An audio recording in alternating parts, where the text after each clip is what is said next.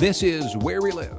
I'm John Dankosky. Yesterday's Super Tuesday results hit close to home, Massachusetts to be exact. Here's what New England Public Radio heard from some voters. He financed his own campaign, and I think he may actually do something without outside influence. Hopefully he'll do something for the good of this country. I just went for Cruz. He felt like the lesser of, I guess, 2 evils, 3 evils, whatever. It's just mudslinging, especially on the Republican side. I can't even watch it. It's just a big joke. Ben Carson is a fabulous individual. And I know he doesn't have a chance in so long in hell, but I wish he did.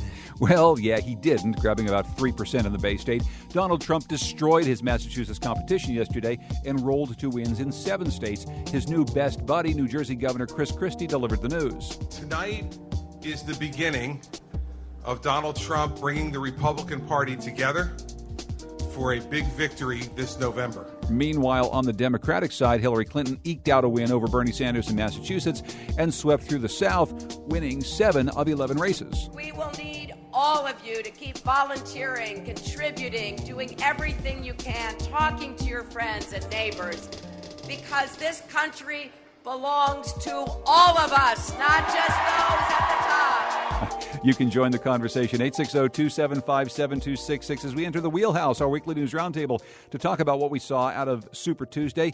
Joining us in studio, Colin McEnroe, our regular panelist, of course, is off this week. He's enjoying one of his favorite cities, San Francisco. So I'm very pleased to welcome in some friends. Kevin Rennie, attorney and columnist for the Hartford Courant. Kevin, good to see you once again. Good morning. And bringing in somebody who we've always wanted to sit right next to Kevin Rennie, but we've never done this before, is Rennie Falco. Rennie Falco is associate professor and director of the public policy and law program at Trinity College. Hi there, Adrian. How are you? Good morning. And also with us, down the line from New Haven, is Paul Bass. He's editor of the New Haven Independent. He joins us from the WNPR studios in New Haven. He also, of course, hosts a great show called Dateline New Haven on the brand new radio station down there from the Independent, WNHH. Hi once again, Paul.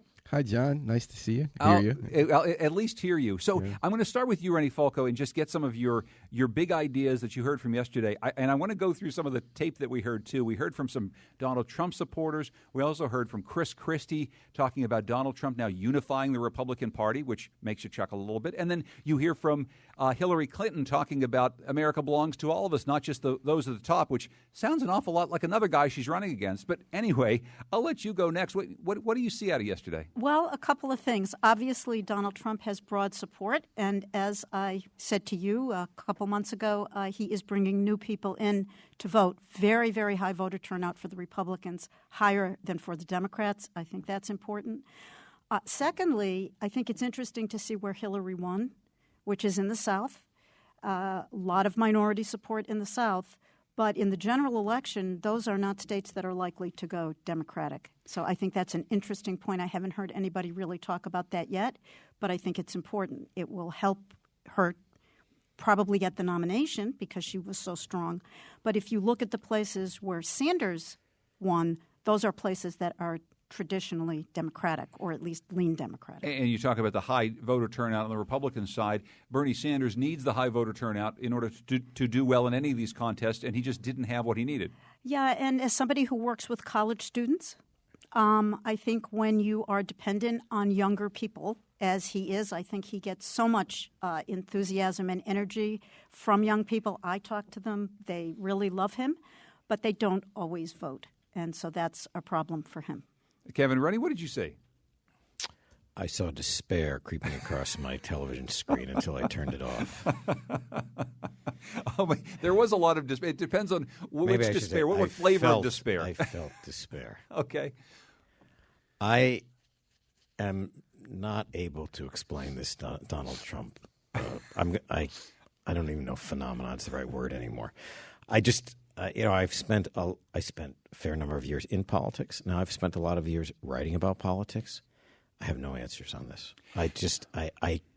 And when I listen to the victory speeches of all of them, I think it sounds like we're a nation of miserably unhappy people. And that's not my everyday experience. And I'm a lawyer, so I deal with people who have troubles. You see some misery, and I don't. I listen to them, and I hear Hillary Clinton really delivering a roll call of grievances in a lot of her victory speeches, and that's so unusual in a party that's had control of the White House for the last 8 years. Usually, you have to kind of walk a careful line on that, and now. And I hear Donald Trump last night. It was not a traditional victory speech, but he's doom and gloom and grievances and misery and I don't know where all these people are. Well, but and we. I'm sorry. Yeah, no, by the please. way, we live in a state where more than half the people want to leave, and my day-to-day experience though is that generally. People can live with the state of the world. We live in a miraculous age. But yet we're having a conversation about how terrible everything is. And I want to actually come back to that point. But, Paul, first of all, your big thoughts. I mean, Rennie Falco sees high voter turnout. Kevin Rennie sees just utter bleakness and despair. What do you see? I see fascism. I'm not joking. I mean, I really think it wasn't funny. A lot of stuff came into focus last night. Yeah. I think Rennie's completely right about Clinton's weakness with a big core constituency of lower income white male voters in this country. And I think that's going to be very hard for her against Donald Trump. And in the last few days, culminating into last night, we saw a scenario unfolding that we've seen before in this country of the potential of fascism. And I think that's what Trump's candidacy is not about conservative politics. Trump is not a conservative. He's not a liberal. He's about power. He masters social media.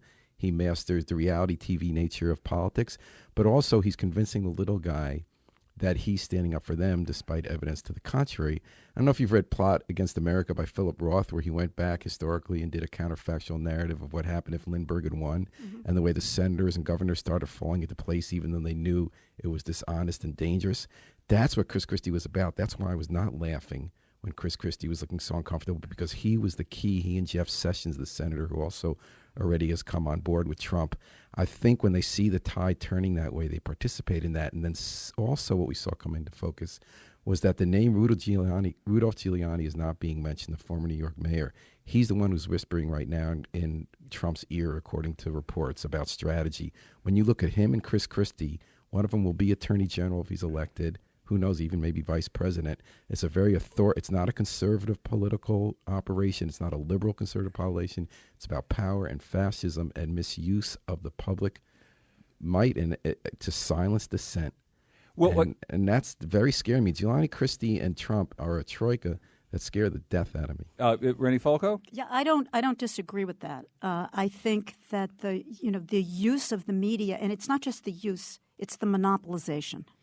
Okay, so in some ways you could say it may be a little bit like Berlusconi in Italy, but there is an element of thuggery here, and I think it's really important to mention that. The way that Trump treats the press, I think, is really problematic, and it has nothing to do with which side you're on, whether you're a Republican or a Democrat. Or the Twitter use last night. I mean, when he has 6 million Twitter followers, and there was a woman on TV who criticized him, legitimately, and he has his Twitter followers start to attack her with visual images, sexual images, by the hundreds of thousands anytime someone speaks up against him. When he says in public, I want to beat the blank out of someone in that crowd and turns them against them, it's not just the press. This is mob rule. Well, okay, so Kevin Rennie, I'd love your thoughts about this, because there have been, I don't know how many big think pieces that probably should have been written a couple of years ago about, well, has Donald Trump been the Frankenstein monster created out of a Republican Party that doesn't know what it wants, or an American people that isn't exactly sure what it wants? I'm hearing from our other guests about fascism and thuggery. I mean, is that part of what you see, or is it something different? You're a Republican. I loathe Donald Trump, and I've loathed him for a long time, almost as long as probably longer than I've disliked Chris Christie. So you're not going to get it. I don't have the broad sweep of this, but I do think that Donald Trump has an authoritarian instinct, and it's very dangerous. But I would also mention that politics, on many levels, but especially on the national level, is often involves thuggery and ugliness and just really bad stuff that we don't get to see. And more of it all the time. I mean, am I right? You've been in politics for a long time. More of it all the time. And I think in many ways it's become more acceptable. Bill Clinton was complaining a few weeks ago about how Bernie Sanders supporters were so misogynist about on social media about Hillary Clinton supporters. And it's just, this social media it's an odd sort of anonymity in which people can yet at the same time be heard by a broad audience. And it's not attractive. It's just, someone said, and I'm not subscribing to this, but I think Winston Churchill said, spend 5 minutes with the average voter and you'll start to worry about democracy. But there's an upside to democracy, too. And but democracy is one. I don't mean to say democracy social is not media, great. too. There's an upside and downside. It's how it's used. And in every election, the candidates who emerge make a decision whether to appeal to hope and the best instincts of Americans in democracy or whether to go to lowest common denominator and win through grievance. And when you look at Bill Clinton, the second George Bush, Barack Obama, they all did appeal to people's instincts and belief in that they like their fellow citizen. They believe it's a good country, that it can be better, that you can have popular movements that unite to make a country better rather than to punish people you don't agree with. So that's still up in the air. And what's troubling me about this election is it's running in the other direction. Rennie? Yeah, and I think it's important to mention that over the past 8 years, in my view, the presidency itself has been delegitimized. The obstructionism, the way in which President Obama was treated by Republicans. I just think this is fact. Again, it's not what side you're on. It's factual, calling out at a State of the Union address, calling him a liar. I think that the office itself has almost been delegitimized, which makes it then possible to have somebody like Trump, who's not a typical politician, and who's almost not running for president.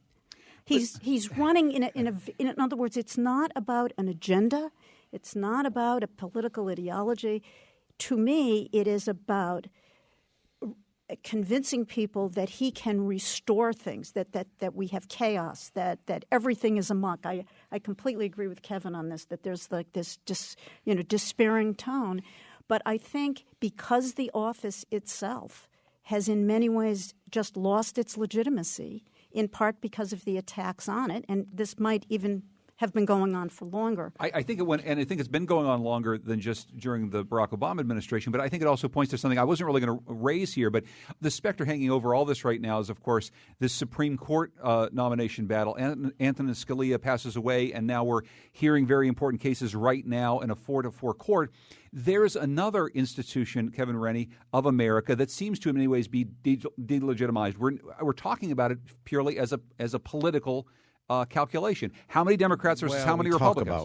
We for a long time we've talked about Supreme Court nominations that way. But this might be the first nomination that is held up in a way that we actually have the delegitimizing of the American presidency and the Supreme Court happening kind of at the same time in this really strange election season. I don't agree with that. The Supreme Court has been thrust into politics for at various times. Luckily, not all the time, but at various times. Maybe most dramatically with Franklin Roosevelt in the late 1930s when he concocted a scheme to pack it and then went out and tried to defeat all the Democratic senators who had opposed him and was thwarted. That was far more dramatic than anything we're seeing right now. In New Jersey, just the other day, Chris Christie nominated someone for the state Supreme Court where there is a vacancy. The Democrats in the legislature announced yesterday they are not going to give him a hearing. This sort of thing does go on. It does go on, and it has more to do with politics than the party that you're in. It is I know the president dismisses some of the things that his fellow Democrats said in the Bush administration with Supreme Court nominations, but both sides have engaged in this kind of political gamesmanship. I'll also say quickly, you mentioned New Jersey. A whole series of newspapers across the state of New Jersey have asked Chris Christie to step down. In some ways, him throwing his support behind Donald Trump and not doing some of the things that people in New Jersey seem to want may even be throwing into question how important the job of governor of New Jersey is. And hey, let's actually talk about these couple governors as we talk in the Wheelhouse here with Kevin Rennie, with Rennie Falco, and also with Paul Bass, taking a look at some of the things for Super Tuesday. I just find it interesting, Paul Bass. We see Chris Christie, of course, last night it's a very visual medium. I can't really explain it on radio. The sight of Chris Christie looking incredibly powerfully uncomfortable. You've probably seen vines. We're tweeting some out now at Where We Live. But it's not so very long ago that Chris Christie was running against Donald Trump. This is the sort of thing that Chris Christie was saying just fairly recently, actually. The kind of person you want in the Oval Office and the kind of person you want standing on the stage next September against Hillary Rodham Clinton is not a person that when one thing goes sideways, when one thing seems not fair, they're just going to walk away and take their marbles and go away. You want someone who's going to say, oh, yeah? Oh, yeah? Well, that's Chris Christie not so long ago. Now he's standing behind Donald Trump, and he's supporting and in many ways legitimizing his campaign. Paul Bass, I mean, what do you make of this? The Chris Christie factor, he and a few other, you mentioned this, and a few other prominent Republicans now saying we want to be part of a Donald Trump coalition to actually make America great again. How long ago was that Christie statement? Was it more than a week ago? It was more than a week ago. Okay, that's ancient history now in modern political discourse. I mean, it doesn't matter that Donald Trump said that he never heard of David Duke when he spoke openly about David Duke, when he was avoiding commenting on the support from the Ku Klux Klan. It doesn't matter that one day he was for a mandate for health care and the next day he wasn't, and the next day he wasn't sure. It doesn't matter that Chris Christie slammed his opponent a week ago. Chris Christie understands, Donald Trump understands, that if you master sort of thug mass politics and reality TV politics, no one cares, no one remembers what was on reality TV a minute ago or what story was hot on the internet news cycle 3 cycles ago, which was an hour and a half ago. It's more a drama, and I think that he understands how to play that. Yeah, I completely agree, and I also think that social media does play an important role, and that's the world people are living in. There's a virtual quality, and it's also fact-free. And when you live in a fact-free world, the facts don't matter. So Trump can stand up. I'm serious about this. And one of the things, political scientists have been doing a considerable amount of research on this, and what they have discovered is that the more firmly you believe something, the less likely empirical information can get through. And I think as we look at the polarized nature of our politics right now, that's part of what we're looking at, that you can't convince people. So whether Trump said it or not, whether he remembers who David Duke is or not, it doesn't matter, because the people who support him are not receiving that information in a way that it will undermine their support. Well, the exit polls that we're seeing now we're getting a pretty decent collection of them because we've had a fair number of primaries so far, are showing that Donald Trump supporters are not persuadable. That they are at a certain level. They're not a majority, but it's very, very hard. Once they make up their minds are made up. Whereas late deciders seem more likely to go, depending on the race, with either Marco Rubio, some places Ted Cruz, and earlier in the race to John Kasich. We got a tweet from Lee Appleby, communications director for the Connecticut Democratic Party. Love you guys, but clearly none of you were watching the Democratic speeches last night. Both delivered positive, optimistic messages. And I played a little bit of tape from Hillary Clinton, actually, Rennie Falco, sounding an awful lot even more like how she's going to deliver the Bernie Sanders message. It's optimistic in a way, but it's also a message about taking on the establishment, taking on something that Bernie Sanders has been talking about. Absolutely. She is channeling, I said to my husband last night, I heard it, and I said she is channeling Bernie right there. And she was just a typical class warrior. And from the 1% telling us we should be aggrieved at all these rich people. But I think it was a slightly different message. I don't think it was a fearful message. I think it was a message that we're going to take on the people we need to take on. But who are the people? Who are the people she's taking on? What do I think she's taking on? Who exactly is she taking on? In channeling Bernie Sanders? Yeah, I mean, when she talks about taking on the people at the top, Kevin Rennie's point is she is the people at the top. When she talks to Goldman Sachs, she's part of the people at the top. Isn't that part of the Bernie Sanders message? Absolutely. And what she's saying is, should she get elected? I'm not saying that this is, a persuasive argument. I'm saying what she is articulating is that she will be willing to confront and deal with those issues that people feel strongly about. She mentioned student loans. She mentioned a bunch of different things, it seems to me, that are important in the Sanders campaign. because Paul Bass, go ahead. Yep. No one's going to buy that coming from Hillary Clinton. But I like Lee Appleby's point. I think it is true that the reasons, and Sanders did succeed, by the way. I think this whole narrative, I didn't do well. No one ever thought Bernie Sanders was going to be the nominee. The reason that Karl Rove was running ads to help Bernie Sanders, they knew he wasn't going to be the general election nominee. But he did bring a lot of people in with what I think is a positive message. I don't agree with Kevin about class warfare. I think that's just kind of front talk for allowing business as usual where the very richest people manipulate government. I mean, Bernie Sanders, if you look at the best ads that were run in this campaign that people liked, it was that almost kind of silly Simon and Garfunkel ad where all just the pictures of people who gave Bernie money were flashed on the scene. And you have this idea that kind of people can join together and not have division and that government is us, it's not them, that we solve problems together. And I think that's been a positive undercurrent of this campaign. I mean, he did win 4 states last night. He did lose American Samoa. I was kind of holding out for that one. But, I think that the fact that millions of people have even given small amounts of money so he could compete fairly against someone with super PACs, the fact that people believed it was worth getting involved in politics with a positive vision, I do agree with what Lee Appleby tweeted. Kevin, quickly? But not coming from Hillary By the Clinton. way, by no means do I think that Bernie Sanders is done. I think he has the resources and the essentially a committed group of voters that he can continue to make a race of this, although he's not going to have enough delegates. And I think it's one of the things that I'm not able to provide an explanation for, but I thought was interesting is that 8 years ago Hillary Clinton won Massachusetts over Barack Obama by a huge margin.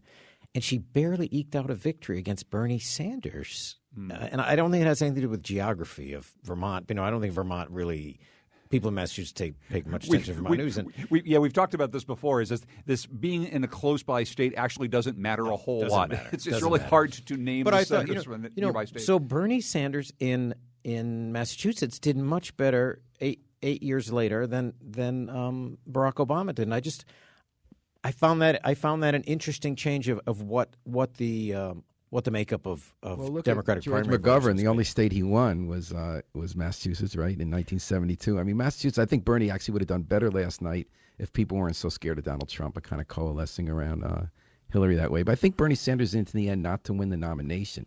I think he's more of a movement candidate like Jesse Jackson in 1988. So he has enough money, enough delegates, enough message support where he can press his issues all the way to the convention, but he's not going in for the kill against Hillary Clinton. He's not standing out there every day and saying, release those speeches with the transcripts from Goldman Sachs, which you got $250,000 for almost. I mean, that's what someone who's trying to win for himself would do. So I think Kevin's right that he's in it to last, but that he's certainly not going to get the nomination. Yeah, and he wants to move her to the left. Absolutely. I think he's enjoying it. There is that. Not all these candidates enjoy being on the trail when they're not doing well. But I think you raise $40 million in the month of February. You have these big crowds turning out. Yeah, it's a lot of love. And if you want to see enjoying it, watch a Donald Trump speech and watch a Bernie Sanders speech. If you want to see not enjoying it, watch Chris Christie standing behind Donald Trump last night. That's not enjoying it. Kevin Rennie is a columnist for the Hartford Courant. Rennie Falco is a professor of public policy at the Public Policy and Law program at Trinity College. And Paul Bass is from the New Haven Independent. When we come back, we're going to talk a bit about what's going on in the state this week with Governor Malloy. Kind of a bad budget week, but also some good news coming out of New Haven. That's next in the Wheelhouse, where we live.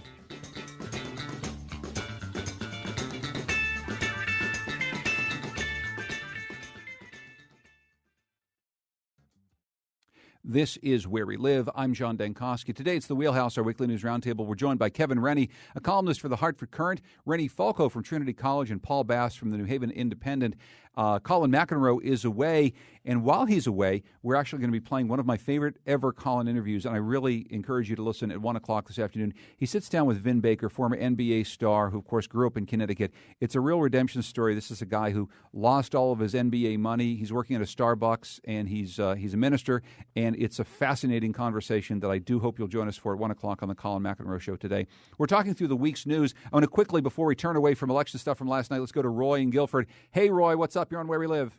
Oh, hi, John. Yes, I was wondering about your panelist's opinion of the Hillary Clinton email issue and whether or not she might get tangled up in some very serious legal problems just as the election approaches.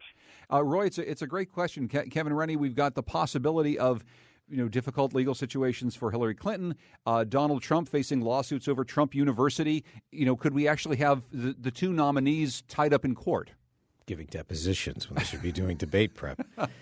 I mean, it's certainly possible the Trump University case is going forward in New York, and this email problem is casting a long shadow over Hillary Clinton, and it was I think she'd like to dismiss it as a foolish decision on her part, but it looks like a much more sort of menacing, premeditated act on her part, and also reckless. And what do you make of it, Rennie? I mean, do we put it aside as this was a mistake, we all move on, or this shows something about how she does things in office? They're not mutually exclusive. Yeah. I think it says something about her.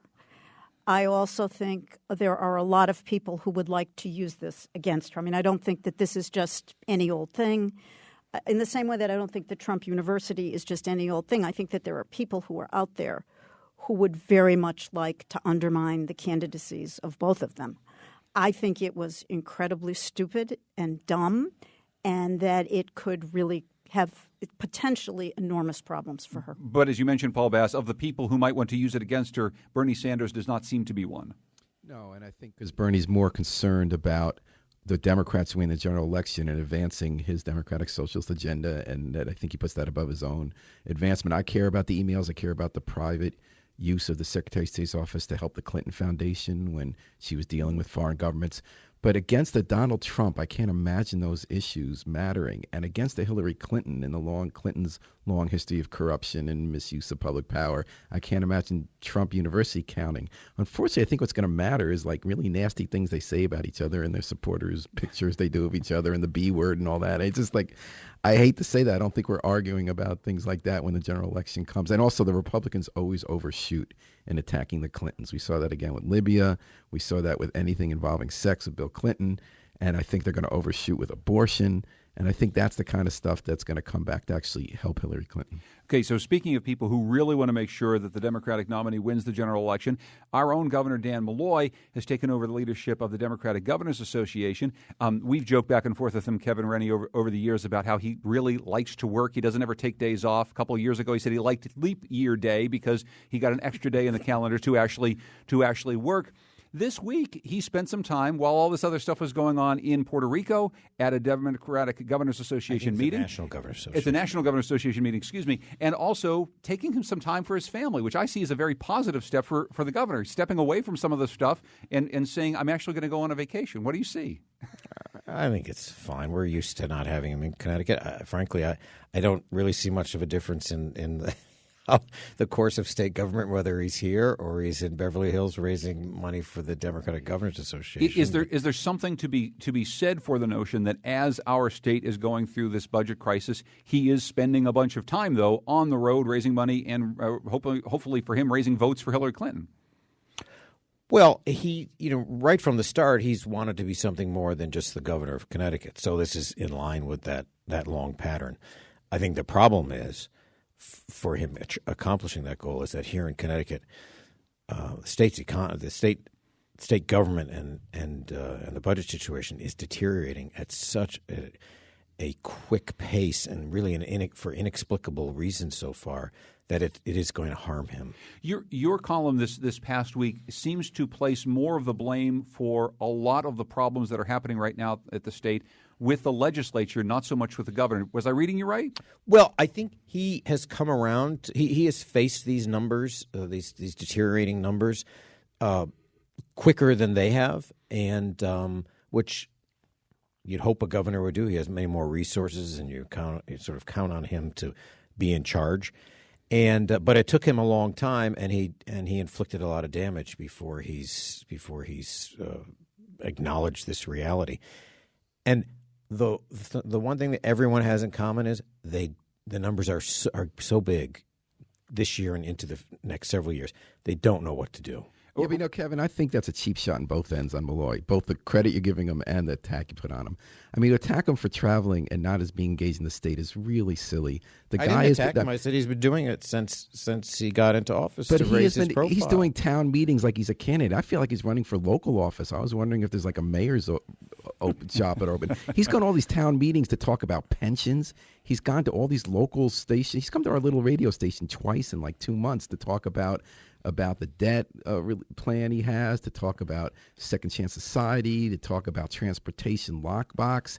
I mean, these are like nuts and bolts issue that he's engaging. He gets yelled at all these town meetings by people, and he's like explaining his positions in a way that is so engaged and local. And on the other hand, Republicans like Kevin are praising him for buying into this nonsense about you can never raise taxes. I mean, look at our gas prices, John and Kevin and Rennie. I mean, we've gone down more than $2 a gallon in gas. Yeah, and and it's been great for working families. It's been great for working But this families. is the nonsense about it's not great for them if we have all this debt or if we have to keep cutting services. Working families who can't put their kids in a home for the disabled or because things are getting cut. It's going to be great if you have to wait in court and stay or get locked up without bond reform or have drug courts operating. I mean, Kevin, if your gas taxes go down, if a price of a gallon of gas goes down more than $2 in a couple of years, you can't even think about immediately bringing it back 14 cents to where John Rowland had it a bunch of years ago. Rather than cut everything, you can't. I mean, the states around us are all legalizing pot. They say it's going to bring $50.5 million a year in revenues. No one even wants to talk about that. I don't understand why he's saying you can never tax. What's so great to working families? We can never tax. Connecticut has some of the highest taxes in the nation. How is it that we can never tax? We don't have higher taxes in the states around us, but yet you feel like... Yes, we do. We do. Yeah. But not a higher income tax than, say, New York, which is something we do because we don't have a graduated income tax. Our tax is you reach a certain point, all your income is taxed at that highest level. Yep. It's different than our neighboring and we states. have a very different local tax system, certainly, and we haven't come to grips with property tax reform, how much it costs to actually own a home, to own a vehicle, to do a lot of the things that you need to do. Right now, when we have a crisis, why can't you pay a quarter more for a gallon of gas, or even 50 cents when you're worth $2 and change and less than you're paying before, so that you don't have misery? Rennie Falco, do we tax our way out of the problem?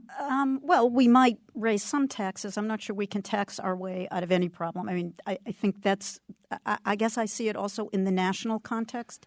And one of the just points I would like to make is that since we have had no policy at the federal level, including policies that might help the states in one way or another. I mean, look what it took to get a transportation bill, right? The kinds of things that states depend on. And I would say that the polarization and paralysis in Washington has had a real direct effect on every state, not just Connecticut. And if you're in a position where you're losing revenue, it seems to me, in the way that we are, you've got your problems are multiplied, amplified. So Kevin Rennie, at the state level, then, with all of this, worries about actual money coming from the federal government because of gridlock. The fact is, we probably don't want to raise our taxes all that much, in part because we want to be competitive with neighboring states, but also because we just know how darn volatile something like the income tax is. We're in a trough right now, in part because we can't really rely on the rich people to give us the money that they used to, because they're having a bad couple of years since 2006. So, important question for you, Kevin Rennie. Not just that. Yeah. Not just that you can't rely on them to give. There's not their giving. We take it from them. But they it's I was using the positive verb, but anyway, please. Go ahead, Kevin. Taxes is taking. What a bizarre notion. It is taking it from people. Well, but here's what I want to get from you, Kevin, is what do we cut? What do we do? We're talking about 1,000 state layoffs or more. We're talking about big cuts to social services. What the heck? And one of the challenges is it's very hard to do these things in a short legislative session in an election year. It's very hard for the legislature in particular to muster the will. And so I think that to get through this year, they may take money from the rainy day fund and get through November, and then come back after November and face this growing deficit that they're in right now, and as well as the one that follows it. Because, there's a deficit right now. Kevin Lembo, the state comptroller, says $220 million deficit in this current fiscal year. We're talking $900 million next year. And it's grown a lot since December when they first approached it and tried to do something about it. And there's no real good explanation. The nation's not in a recession. We've had about 3% growth for the last few years. And so these large deficits coming on the heels of pretty big tax increases are really confounding policymakers. Paul Bass, is it time to go back once again to state workers, open up negotiations and say we're going to have to do something here about changing the way the state pays for all the services it provides? I do think as long as that's part of a broader plan. And also I think we have to look at something you just brought up, John, which is so interesting to me, the way that income tax has become an unpredictable source of revenue. Because when we passed the income tax in the early 90s, the argument was that the sales tax was less predictable and that the income tax would become a predictable source of revenue. So, yes, I think if we're going to reopen talk with state workers, it has to be part of a broader view that includes some taxation, even, God forbid, paying another quarter at the pump. And you can't tax your way out of the problem, John. I agree. But you're talking it's got to be part of some solution, yes. Derek's calling from Windsor. Hey, Derek, what's on your mind?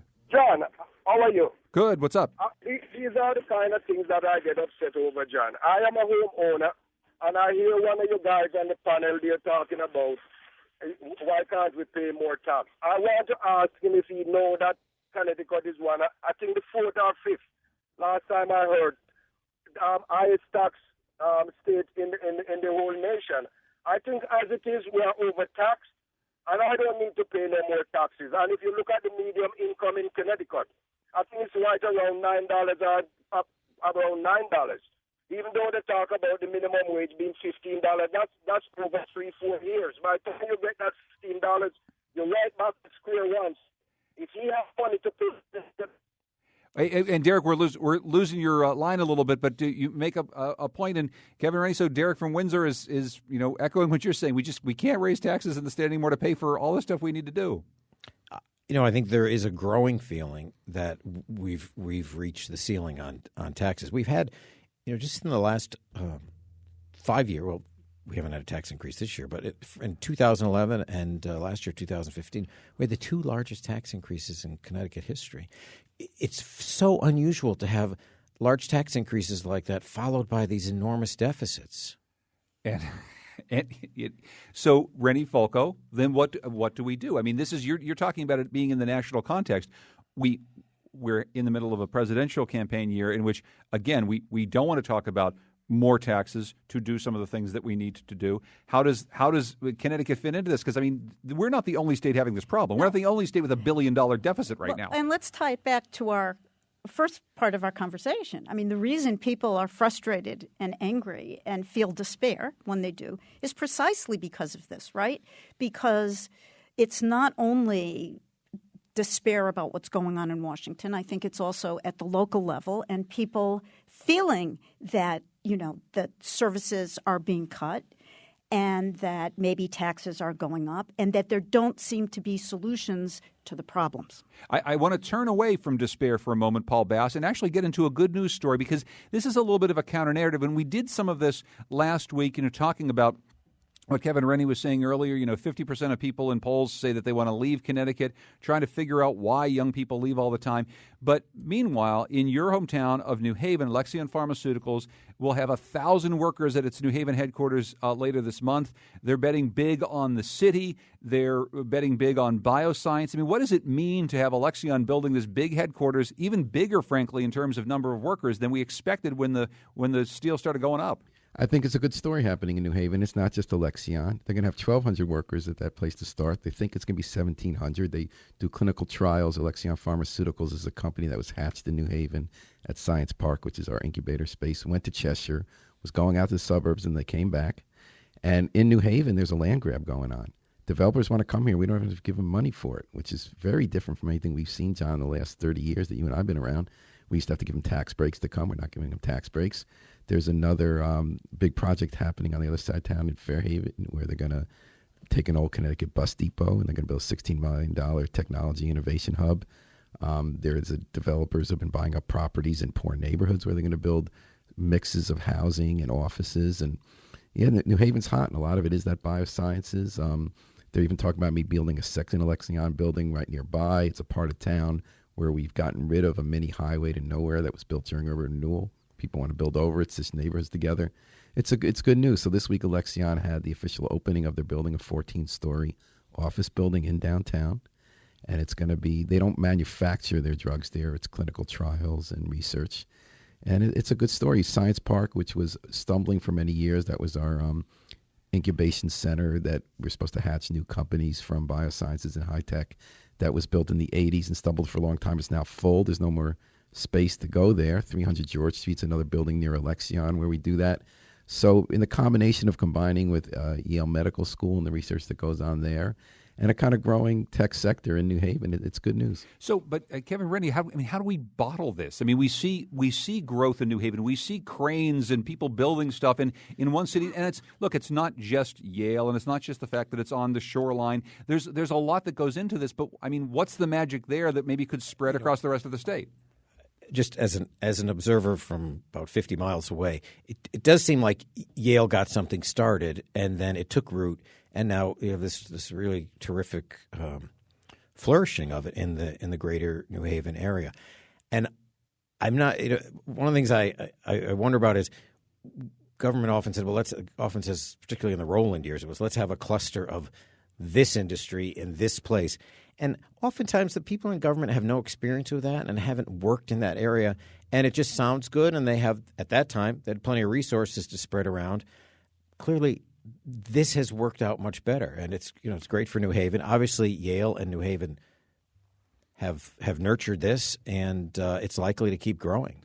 Meanwhile, though, I mean, look, the big state university, Rennie, you work at Trinity here in Hartford, but, Hartford doesn't have this kind of cluster of science and technology, and we keep building buildings out in Storrs, Connecticut, and not bringing them downtown. I mean, could some influx like that in a city like Hartford help jumpstart things? Well, I think it's the fact that it's Yale is kind of the anchor for all of this, and the affiliated hospitals and other centers that Yale has. I think Yale is in a unique position. Again, I don't think UConn is in quite the same position, but I will just raise an issue here. If you look at the kinds of jobs that are likely to be had there, that requires education. It requires technical skill. I mean, many of those jobs require people who have a really good education. And so we come back to that issue when you have probably more opportunities for that in New Haven than you're going to have in Hartford. And again, that's part of the problem. By the way, Yale's obviously crucial, but I think small cities are doing better. And I think that especially as you're coming up from New York and that greater region grows, a lot of people want to live in New Haven, whether it's empty nesters or millennials who want to be in cities and not own cars and have stuff to do with this great art scene we have and the restaurants. I mean, housing is hot in New Haven, market rate housing. Developers who get no tax breaks to build. It's not just about Yale and Alexion. But if Yale were not there, you wouldn't have that. I can tell you as someone who teaches at Trinity College, it makes a big difference. Hey, Kevin and Randy, last word on this? I wish that the state had put the new UConn Hospital and Jackson Labs in downtown Hartford. You're singing my song. I've been saying that for years. That was a terrible mistake. Kevin Rennie from the Hartford Courant, Paul Bass from the New Haven Independent, Rennie Falco from Trinity College. When we come back, we're going to take a look at a Senate race that is even seemingly more lopsided for Richard Blumenthal, and also talk about a game that Paul Bass was playing last night, a game that involved Super Tuesday candidates. That's coming up next in the Wheelhouse, Where We Live.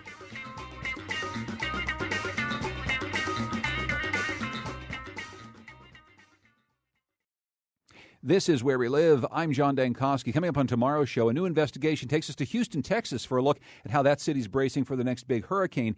It's the next show on Reveal, the investigative program on WNPR. We're going to chat with one of the reporters there, and we're also going to talk about how states in the Northeast are dealing with the aftermath of Hurricane Sandy and prepping for more events like it in years to come. That's tomorrow's program. Today in the Wheelhouse, our weekly news roundtable, we're joined by Paul Bass from the New Haven Independent, Rennie Falco from Trinity College, Kevin Rennie from the Hartford Courant.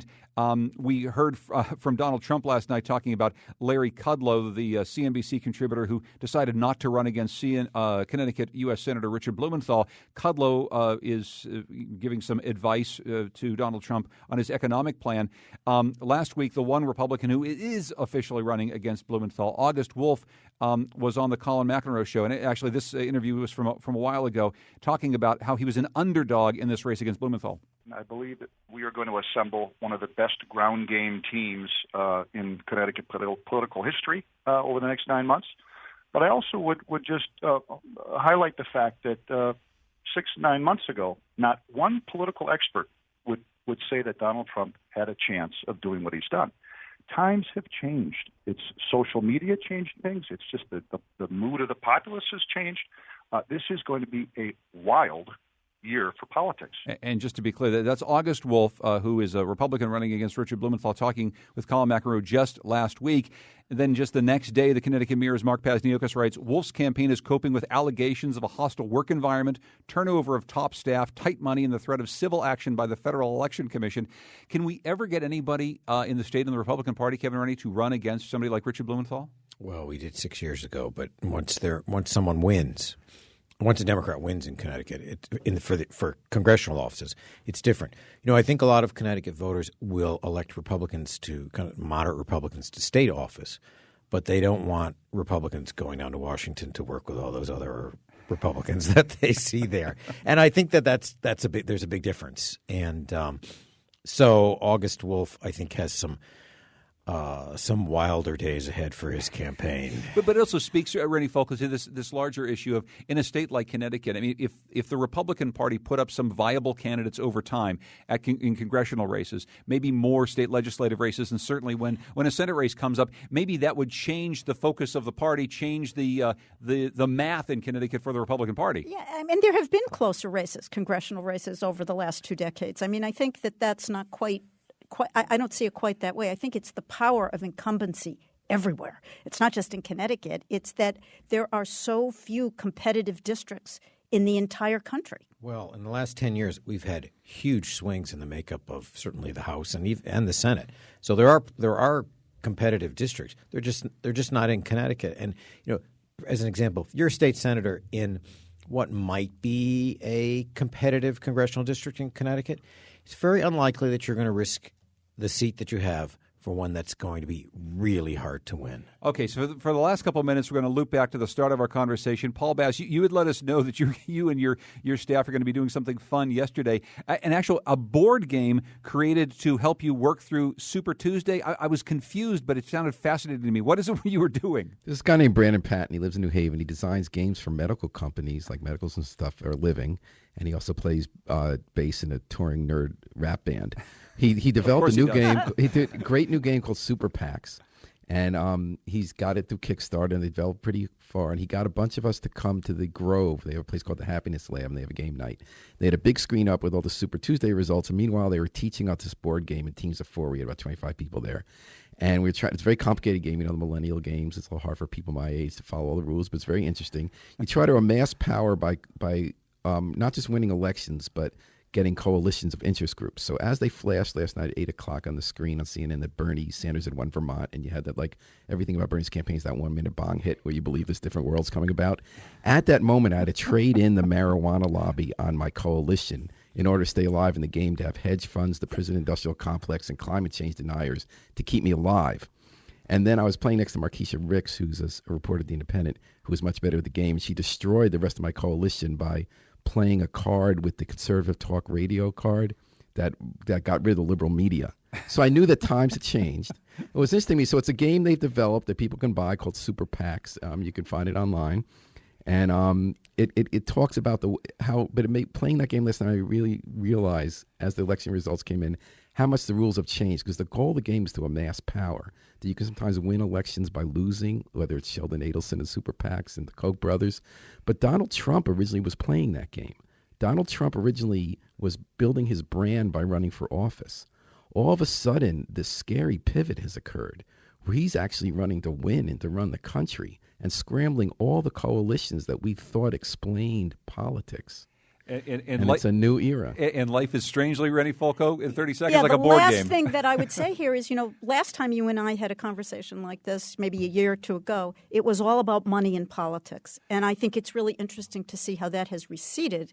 And we have a completely different game going on now in terms of the money and how much effect it's actually going to have. And who's the case in point? George Bush, right? Well, Jeb Bush. Jeb Bush. Jeb Bush couldn't even have his brother George help him, but all the money that went in for Jeb to no end. It just went poof. Rennie Folco is Associate Professor and Director of the Public Policy and Law Program at Trinity College. Thanks so much, Rennie. Happy to be here. Thanks also to Paul Bass, editor of the New Haven Independent, who joined us from the WNPR studios in New Haven. He's also host of Dateline New Haven on WNHH. Thanks so much, Paul. Thanks so much, John. And Kevin Rennie. He's an attorney. He's also a columnist for the Hartford Courant. Always good to see you, Kevin. Thank you, John. It's nice to be here. And thanks to the cameras of CTN for being here. Tucker Ives produced our show. I'm John Dankosky. This is Where We Live. This is WNPR,